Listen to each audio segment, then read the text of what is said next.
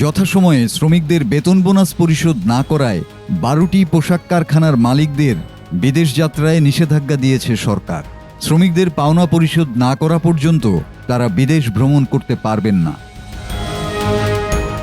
ঈদের আগে বকেয়া বেতন ও বোনাসের দাবিতে গত কয়েকদিন ধরে গার্মেন্টস শ্রমিকদের বিক্ষোভ চলছে। গতকাল পুলিশের নির্মম পিটুনির শিকার হয়েছেন আন্দোলনরত শ্রমিকরা।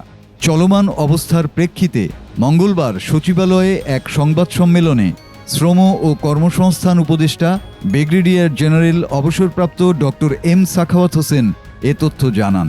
তিনি বলেন, স্বরাষ্ট্র মন্ত্রণালয় থেকে ইমিগ্রেশন কর্তৃপক্ষকে বিষয়টি জানানো হয়েছে এবং মঙ্গলবার থেকেই নিষেধাজ্ঞা কার্যকর হয়েছে। শ্রম উপদেষ্টা জানান, 27শে মার্চের মধ্যে পোশাক কারখানার শ্রমিকদের বেতন বোনাস পরিশোধের নির্দেশনা দেয়া রয়েছে।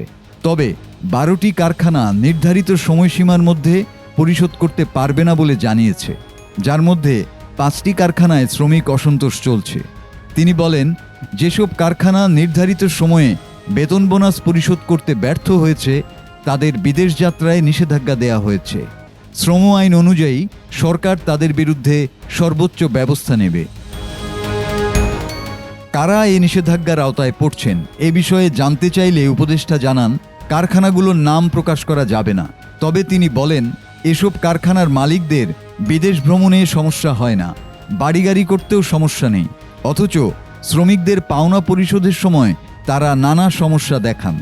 27শে মার্চের মধ্যে অন্যান্য কারখানা যদি শ্রমিকদের বেতন বোনাস পরিশোধ না করে তবে কি পদক্ষেপ নেওয়া হবে এ প্রসঙ্গে এম সাখাওয়াত হোসেন বলেন, 27 মার্চের পর বিষয়টি পর্যালোচনা করা হবে। যদি অন্য কোনো প্রতিষ্ঠান বেতন বোনাস পরিশোধ করতে ব্যর্থ হয় তাদের বিরুদ্ধেও সর্বোচ্চ আইনগত ব্যবস্থা নেওয়া হবে। মাসুদ হাসান, বাংলা টিভি।